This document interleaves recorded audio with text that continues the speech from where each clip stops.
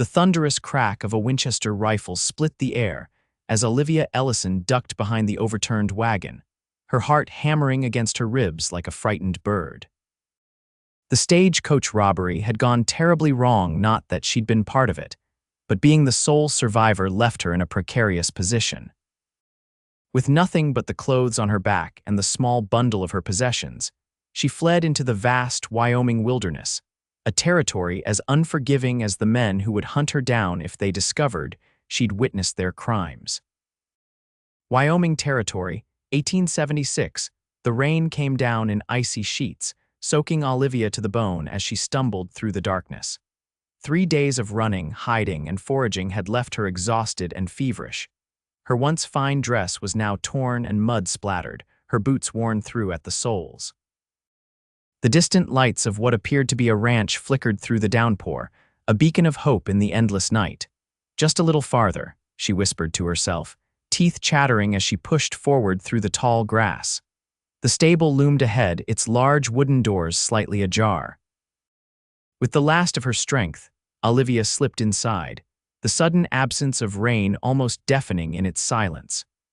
The warm, earthy scent of hay and horses enveloped her as she collapsed in the corner of an empty stall, pulling a horse blanket over her shivering form. Sleep claimed her instantly, her body surrendering to the exhaustion that had dogged her for days. Morning arrived with golden fingers of light streaming through the cracks in the stable walls. Outside, a rooster crowed insistently, announcing the dawn with proud authority.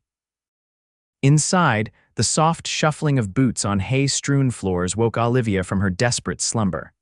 Well, I'll be damned. The deep voice jolted her fully awake. Olivia scrambled backward against the stall wall, the horse blanket clutched to her chest like a shield. Standing before her was a tall man with broad shoulders and a stern expression, his Stetson pulled low over eyes that studied her with unmistakable suspicion. "I don't take kindly to trespassers, miss," he said, his voice carrying the rough edge of the frontier. "Please," Olivia managed, her voice barely above a whisper. "I mean no harm, I just needed shelter from the storm." The man, clearly the rancher, studied her for a long moment. His face was weathered by sun and wind, but not unkind. A stubbled jaw and piercing blue eyes gave him a rugged appearance that spoke of years working the harsh Wyoming landscape. "You're half frozen and look like you haven't eaten in days," he observed, his tone softening slightly. "Stay put." Before Olivia could respond, he turned and walked away, his spurs jingling with each step. Certain he was fetching the sheriff, she considered fleeing, but her legs felt like lead and her head spun with fever. She had no choice but to await her fate. To her astonishment, the rancher returned 20 minutes later carrying a tray laden with steaming food, eggs, bacon, beans, and coffee that smelled like heaven itself. He set it down beside her and stepped back, arms crossed over his chest. "Eat," he commanded. "Then we'll talk about why you're sleeping in my stable." Tears pricked Olivia's eyes at the unexpected kindness. "Thank you, sir," she murmured, reaching for the mug of coffee with trembling hands. "Name's Kieran Blackburn," he said, watching her carefully. "Most folks around Riverton just call me Blackburn." "Olivia Ellison," she replied, savoring the hot coffee as it warmed her from the inside out.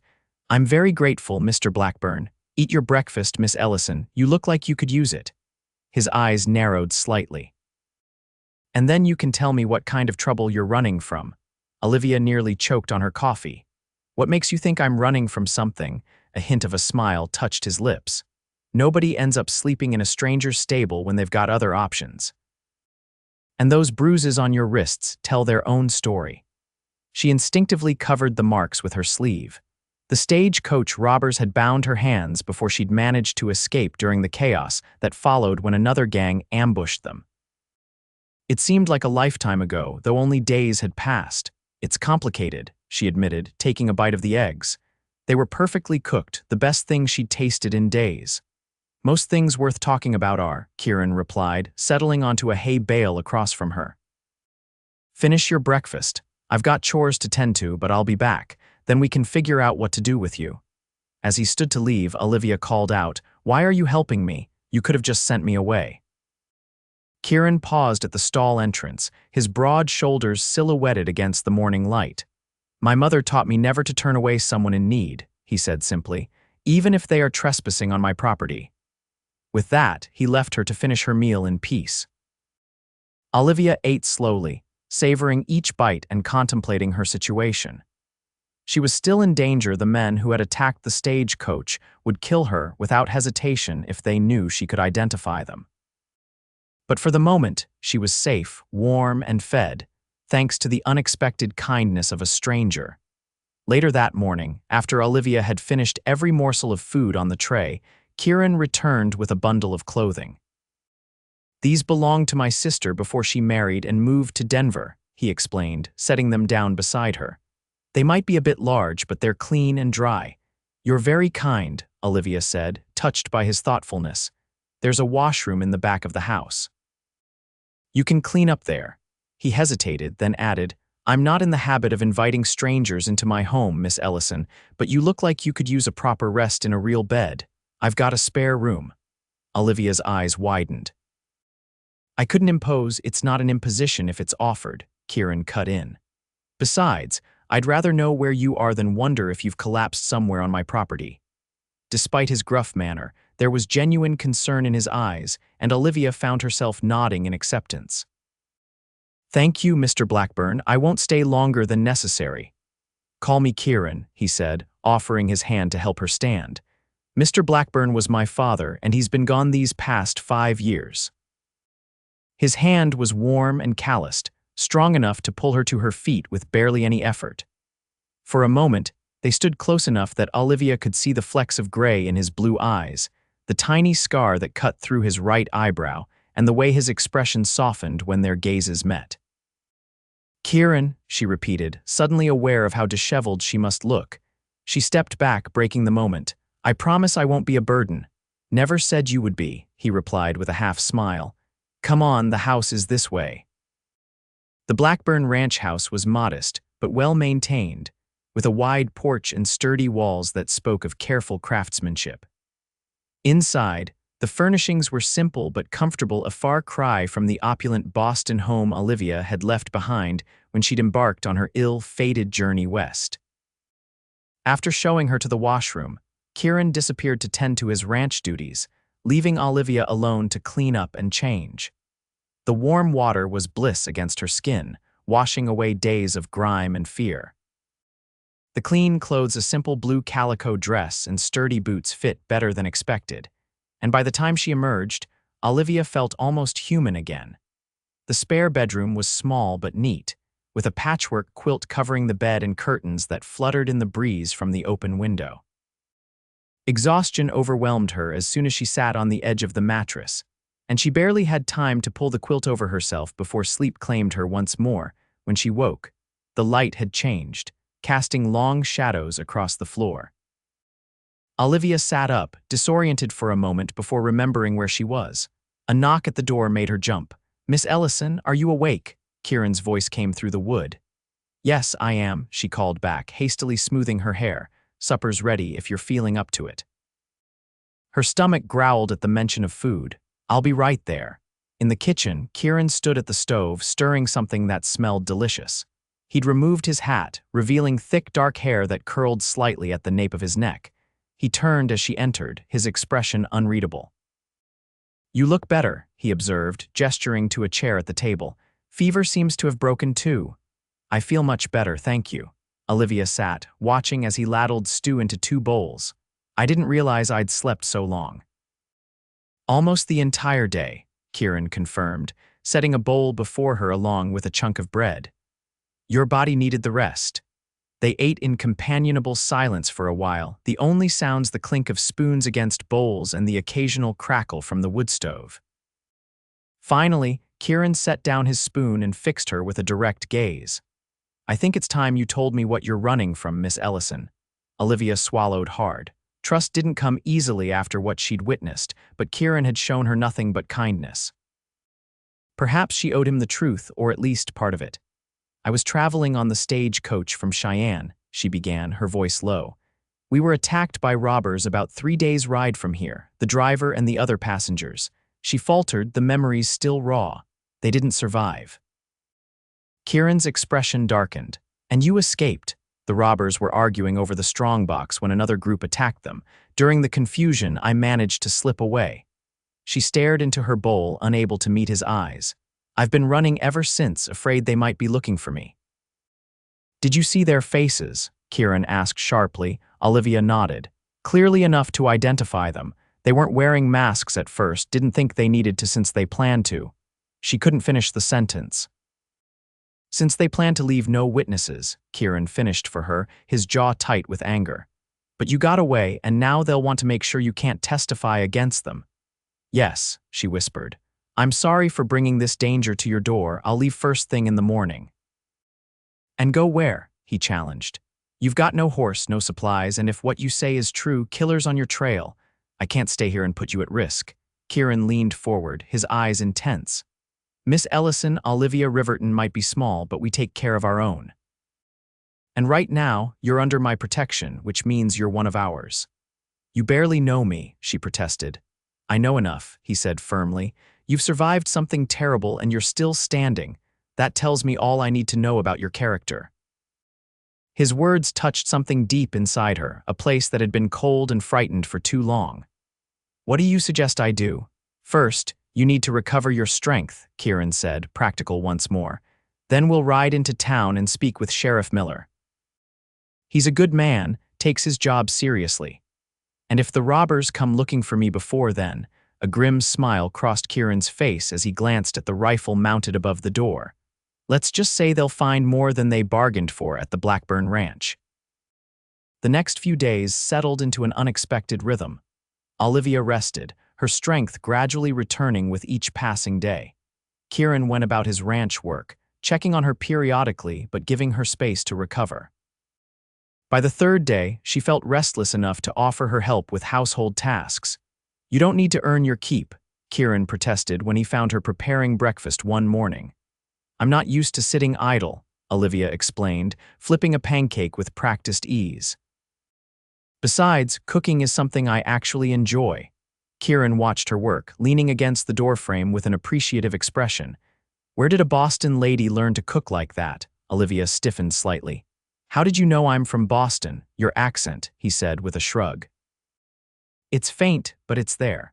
Plus, the way you hold yourself, your manner of speech, it all speaks of Eastern breeding. She relaxed, realizing he was simply observant rather than suspicious. My father believed all women should know how to run a household, regardless of social standing. My mother disagreed, but our cook, Mrs. Sullivan, took pity on me and taught me in secret. And what brought you west? Kieran asked, accepting the plate she handed him. It's a long way from Boston to Wyoming Territory. Olivia hesitated, unsure how much to reveal.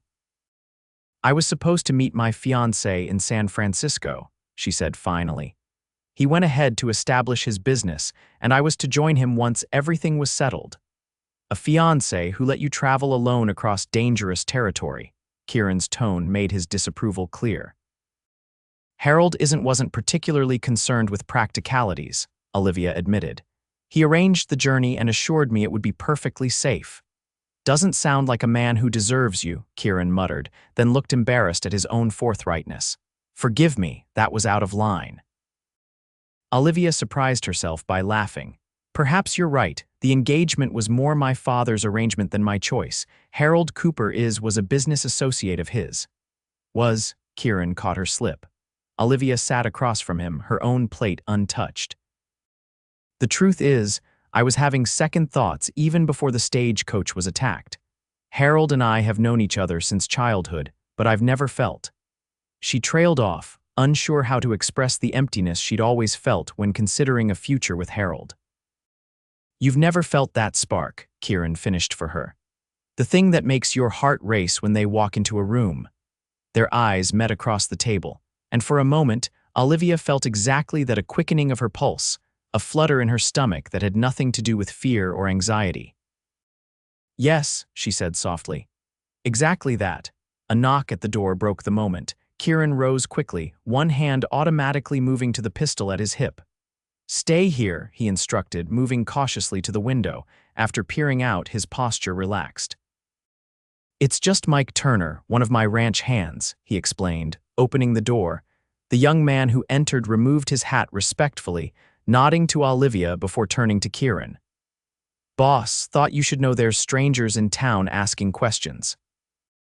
3 men, heavily armed, saying they're looking for survivors from that stagecoach robbery last week. Kieran's expression hardened. Did they give names? Called themselves Wells Fargo investigators, Mike replied. But Jenkins at the saloon says they don't act like any company men he's ever seen. More like gunslingers. How long have they been in Riverton? Road in yesterday afternoon. Been drinking at the saloon, flashing money around, asking if anyone's seen a woman traveling alone.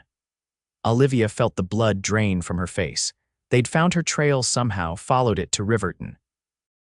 It was only a matter of time before someone mentioned the unknown woman staying at the Blackburn ranch. Thank you, Mike, Kieran said, his voice steady despite the tension evident in his stance. Keep an eye on them if you're in town, but don't engage, just observe. After the ranch hand departed, Kieran turned to Olivia, his expression grave. Looks like your friends have caught up faster than we expected. They're not my friends, she whispered, fear making her voice tremble. They're killers. And they're not getting anywhere near you, Kieran stated firmly. But we need to change our plans. Going to the sheriff now would be too risky there watching the town. What do we do? Olivia asked, fighting to keep panic at bay. Kieran thought for a moment, then nodded as if coming to a decision. There's an old line shack about half a day's ride from here, up in the foothills. My men and I use it during the winter roundup, but it's empty now. We'll head there at nightfall, stay until I can arrange for Sheriff Miller to meet us. You shouldn't have to append your life for me, Olivia protested, though relief flooded through her at his willingness to help. Kieran stepped closer, his gaze intent. Olivia, listen to me. Those men killed innocent people. They won't hesitate to kill again. This isn't just about protecting you, though that would be reason enough. It's about making sure they face justice for what they've done. His conviction steadied her, reminded her that this wasn't just about her survival. She was the only person who could identify the robbers, the only one who could ensure they paid for their crimes. All right, she agreed. The line shack it is. They spent the day preparing, gathering supplies, and planning their route. Kieran insisted Olivia learn to handle his spare revolver, patiently showing her how to load, aim, and fire the weapon. I pray you won't need to use it, he said as she practiced her grip. But if it comes to it, don't hesitate. Shoot to stop them, aim for the center of the body. I've never shot anyone before, Olivia admitted, the weight of the gun heavy in her hand. And I hope you never have to, Kieran replied softly. But knowing how might keep you alive. As dusk approached, Kieran saddled 2 horses, his own sturdy gelding and a gentle mare for Olivia. Her name's Daisy, he explained as he helped Olivia mount. She's sure-footed and steady, won't spook easily. Unlike her rider, Olivia joked weakly, adjusting her seat in the saddle. Kieran looked up at her, his hand lingering on her arm. You're braver than you give yourself credit for, Olivia Ellison. Not many would have survived what you've been through. His words warmed her despite the cool evening air, giving her courage as they set off into the gathering darkness. They rode in silence, Kieran leading the way along hidden trails that wound through his property and into the rugged foothills beyond. The night was clear, stars scattered like diamonds across the vast Wyoming sky, the waxing moon providing just enough light to navigate by. After several hours of steady riding, they reached the line shack, a simple one-room structure built of rough-hewn logs, nestled in a small clearing surrounded by pine trees. Inside was sparse but functional, a bed, a table with 2 chairs, a small wood stove, and shelves stocked with basic provisions. It's not much, Kieran apologized as he lit the lamp, but it's solid and hidden. Few people know of its existence beyond my ranch hands, and they're loyal. It's perfect, Olivia assured him, warming her hands at the stove as he built a fire. Thank you for everything you're doing. Kieran glanced up from his task, the firelight casting shadows across his handsome face. You don't need to keep thanking me, Olivia. I'm not sure I'll ever be able to thank you enough, she replied quietly. Later, after a simple meal of jerky, beans, and coffee, they sat side by side on the small porch, listening to the night sounds of the wilderness. Coyotes yipped in the distance, and the wind whispered through the pines, a peaceful symphony that belied the danger lurking miles away. "Tell me about your ranch," Olivia said, breaking the comfortable silence. "How did you come to be in Riverton?" Kieran leaned back, stretching his long legs before him. "My father brought us west when I was 12. He'd been a farmer in Missouri, but after my mother died, he couldn't bear to stay, said he needed more sky above him to breathe properly." "That's beautiful," Olivia murmured, "and sad." "It was both," Kieran agreed. "We started with almost nothing, a few cattle, this land that nobody else wanted. Pa worked himself to the bone building it up. By the time he died, we had one of the most successful operations in the county."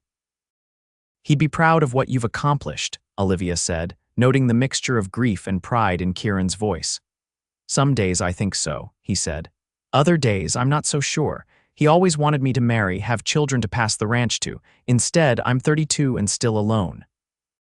"No special lady in Riverton has caught your eye?" Olivia asked, trying to keep her tone light despite the unexpected flutter in her chest. Kieran turned to look at her, his expression thoughtful. "There have been possibilities over the years, nothing that felt right." He paused, then added quietly, "Nothing that made my heart race when they walked into a room." The echo of their earlier conversation hung between them, charged with unspoken meaning. Olivia felt herself drawn toward him, the connection between them growing stronger with each passing moment. Despite the circumstances, or perhaps because of them, she felt she knew Kieran Blackburn better after a few days than she'd known Harold Cooper after years of acquaintance. "What about you?" Kieran asked. "What would you do if you weren't running for your life?" The question startled a laugh from her. "That's quite a question. Seems like a good time to consider your options," he pointed out. "Your fiancé thinks you're dead, your old life is behind you. What would you choose if you could choose anything?" Olivia considered this, realizing she'd never truly been asked what she wanted. Her father had planned her education, her social circle, her marriage, all with an eye toward advancing the family's position and business interests. "I think I'd like to teach," she said finally. "I always loved learning, and I've taught reading to the servants' children when my father wasn't looking." "You'd make a fine teacher," Kieran said with certainty. "Riverton's school is looking for someone. Current schoolmarm is getting married next month, moving to her husband's ranch near Laramie." "Are you offering me a job, Mr. Blackburn?" Olivia teased, though the idea took root in her mind, a fragile seed of possibility. "Might be," he replied with a smile that transformed his serious face. "Once we deal with your pursuers and clear your name." The mention of the danger they faced sobered them both. Kieran stood, offering his hand to help her up. "We should get some rest. Tomorrow I'll ride out at first light, try to make contact with Sheriff Miller without being seen." Inside, the single bed presented an awkward dilemma. Kieran immediately took a blanket and pillow, settling himself on the floor near the door. "You don't have to sleep on the floor," Olivia protested. "I've already imposed enough." "It's no imposition," he insisted. "Besides, if anyone comes, I'll hear them before they reach the door." The reminder of potential danger silenced her objections. As she settled under the blankets, Olivia realized how quickly her life had changed from Boston society lady to stagecoach survivor to fugitive hiding in a line shack with a rancher she'd known less than a week, yet trusted with her life. "Kieran," she whispered into the darkness. "Yes." His voice came back, low and reassuring. "Thank you for finding me in your stable, and for bringing me breakfast instead of sending me away." There was a pause, then his soft reply. "Best decision I ever made." Morning came with streaks of pink and gold across the eastern sky. Olivia woke to find Kieran already up, boiling coffee on the small stove.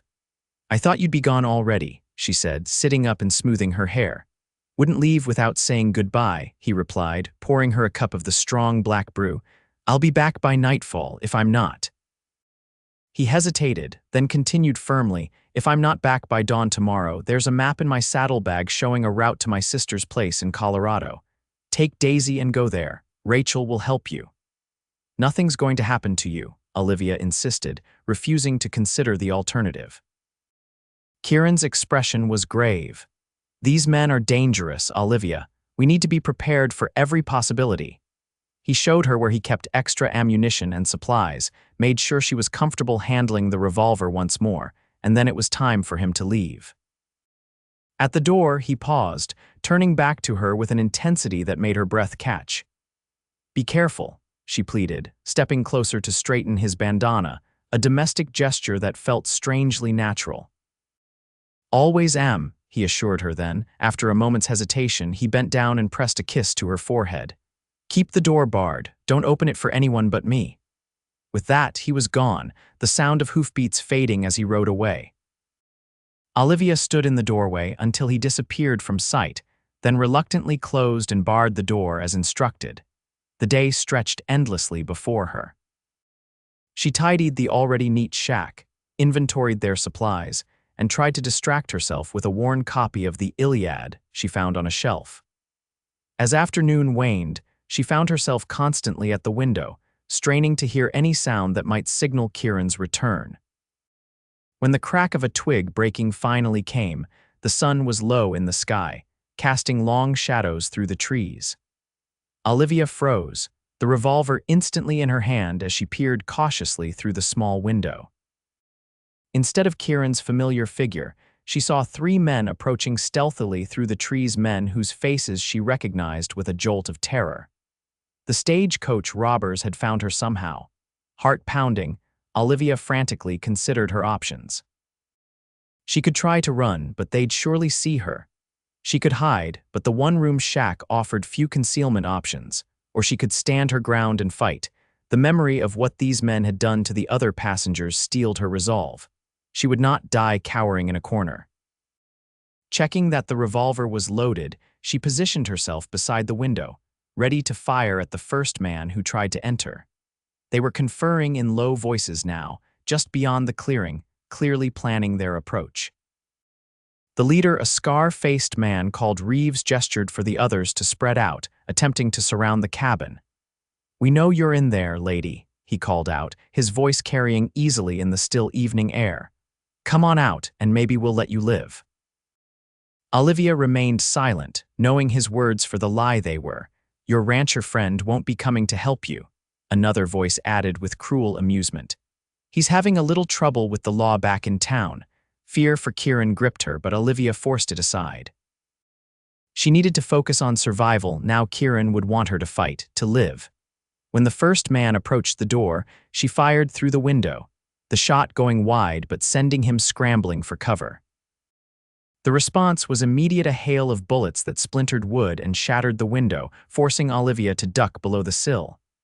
"That was stupid, lady," Reeves shouted. "Now we do this the hard way." The gunfire ceased, replaced by an ominous crackling sound. Peering cautiously over the windowsill, Olivia saw with horror that they had set fire to the brush near the shack. In the dry autumn conditions, it wouldn't take long for the flames to reach the wooden structure. Smoke began to seep through the cracks in the walls, and Olivia knew she had to make a choice: burn or face the men outside. Taking a deep breath of the increasingly smoky air, she moved to the back wall where a small window, little more than a vent, might just be large enough for her to squeeze through. Working quickly, she pushed the table beneath it, climbed up, and forced the rusty latch open. The opening was tight, but desperation lent her strength as she wriggled through, dropping to the ground outside with a painful thud. The smoke provided some cover as she crept along the back of the shack, heading for the dense trees beyond.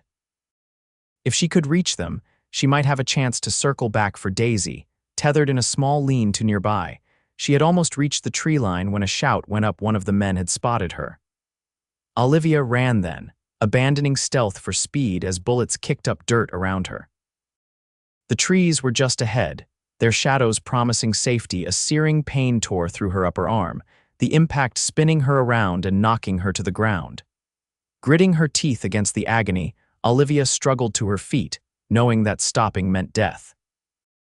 But before she could take another step, Reeves appeared before her, his gun aimed at her heart.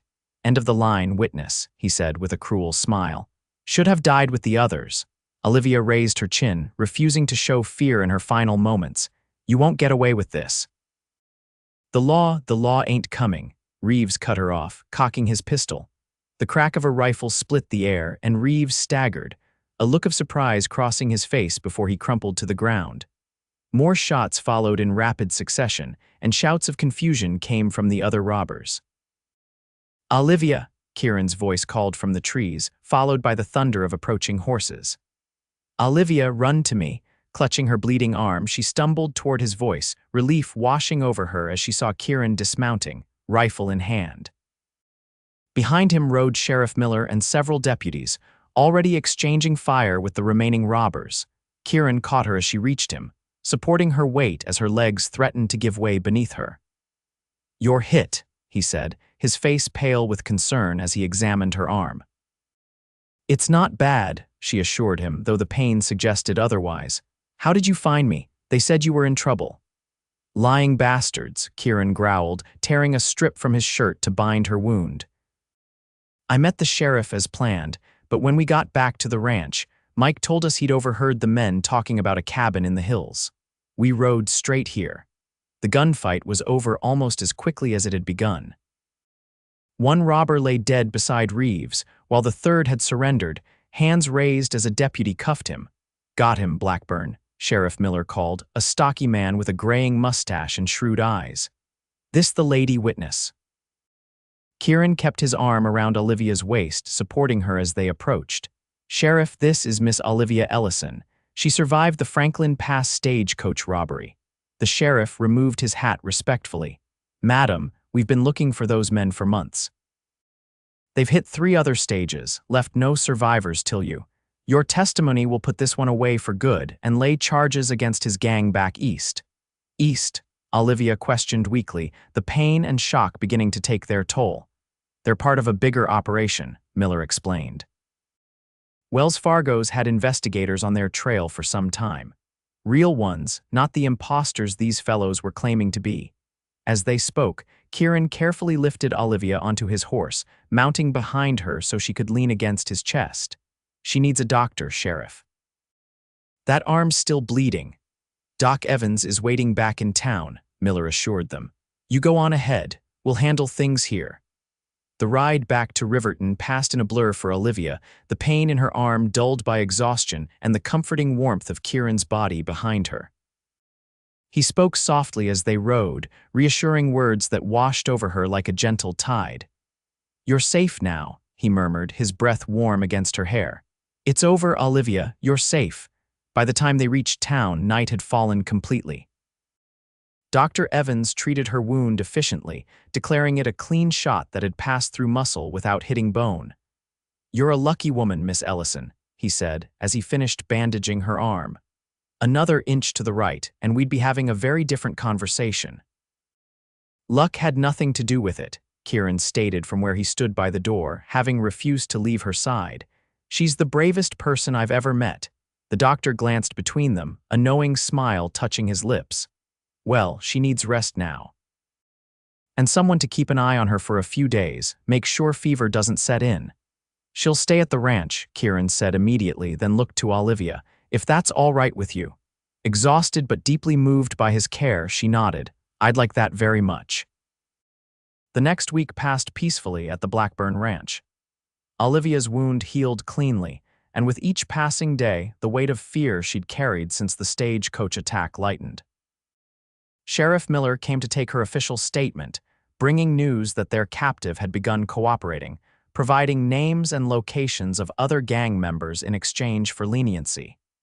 "The circuit judge will be through in 2 weeks," he explained.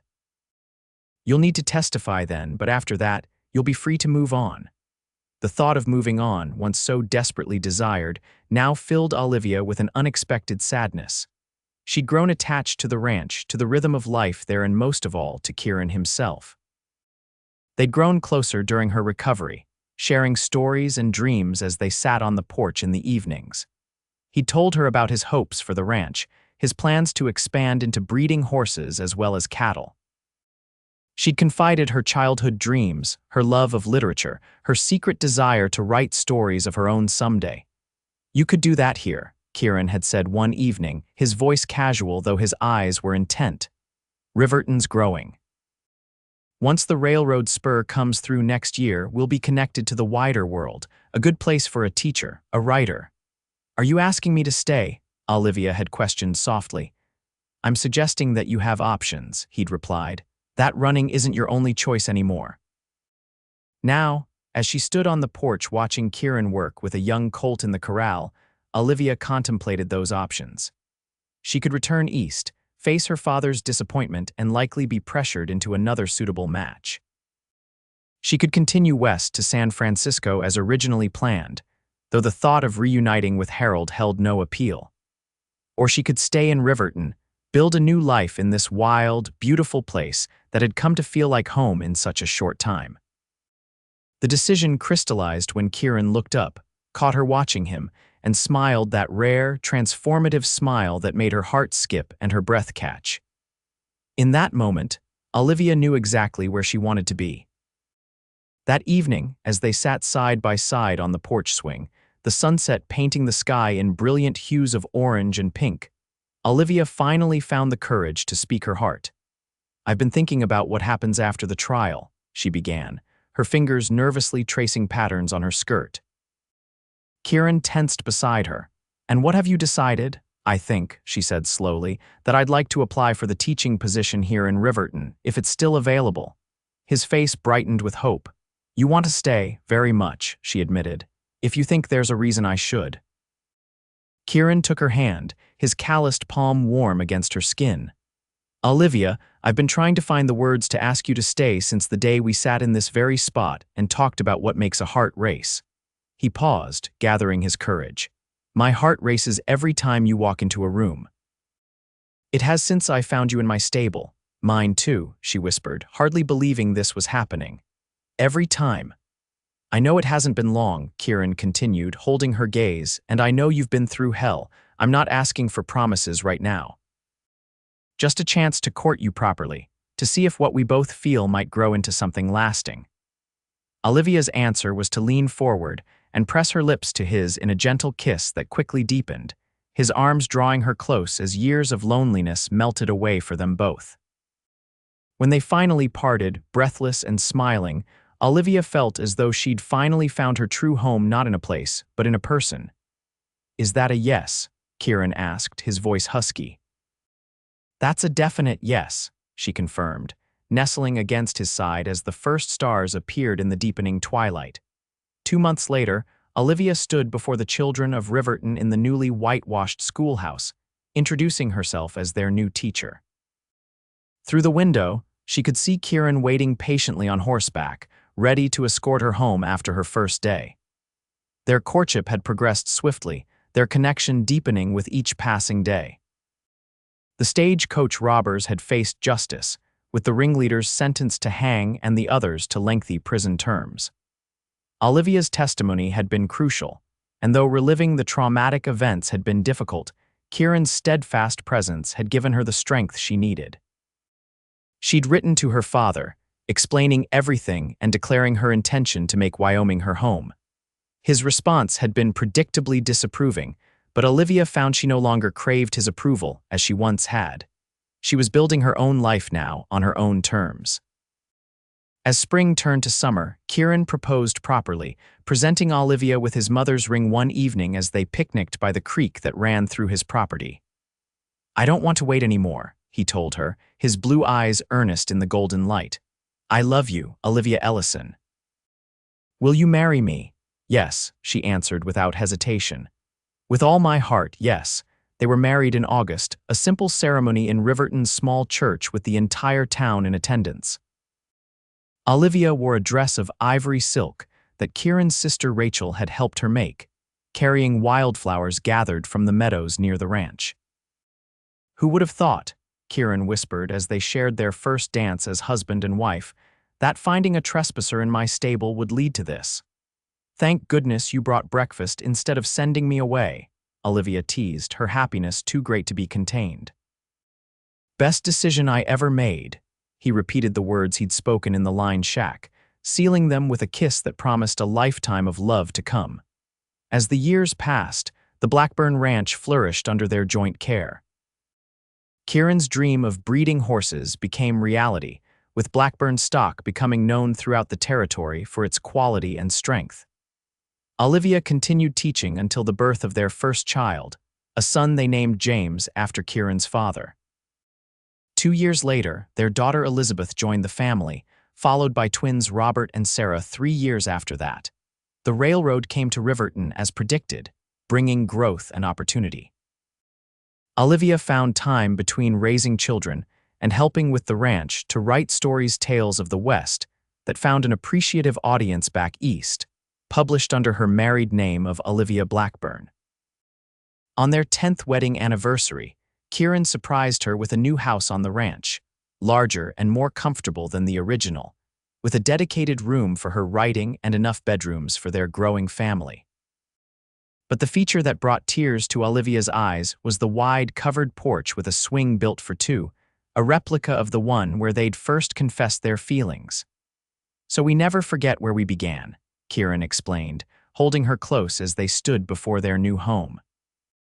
"As if I could ever forget," Olivia said, stretching up to kiss him with the same passion that had only deepened over the years. "You found me when I was lost, gave me shelter when I had nowhere, and loved me when I thought love was just something in storybooks." "And you," Kieran replied, brushing a strand of hair from her face with tender fingers, "you brought light and laughter to a house that had forgotten both. You gave me a family, a purpose beyond just working the land." That night, as they sat on their new swing watching the stars come out over the Wyoming landscape, Olivia rested her head on her husband's shoulder, content beyond measure. From desperate beginnings, a frightened woman sleeping in a stranger's stable had grown a love story more beautiful than any she could have written. "Do you ever wonder what would have happened if you'd sent me away that morning?" she asked softly. Kieran's arm tightened around her shoulders. "Never. From the moment I saw you, something told me you were meant to be here. Call it fate, call it providence, I just knew." "I'm glad you listened," Olivia murmured. "So am I, love," he replied, pressing a kiss to her temple. "So am I." Years later, when their children were grown with families of their own, Olivia and Kieran still sat together on that same porch swing each evening, watching the sun set over the land they'd nurtured together. Gray had touched their hair, and lines of laughter marked their faces, but their love had only strengthened with the passing seasons. Grandchildren played where once their children had, the sound of their laughter filling the air as another generation of Blackburns grew to love the ranch and its heritage. Olivia had published a dozen books by then, stories that captured the spirit of the frontier and the people who had carved lives from its wilderness. "Did you ever imagine this?" Kieran asked one golden autumn evening when you were running for your life all those years ago. "That you'd end up here with all of this?" Olivia shook her head, her hand finding his as naturally as breathing. "Never. I was just trying to survive one more day." She looked out over the thriving ranch toward the town of Riverton visible in the distance. "I got so much more than survival." "We both did," Kieran agreed, his voice soft with gratitude. "We found each other." As twilight deepened into night, they remained on the porch, two hearts that had found their home in each other. Their shared life a testament to the power of kindness, courage, and love that had begun with a simple act: a rancher finding a woman sleeping in his stable, and instead of sending her away, bringing her breakfast.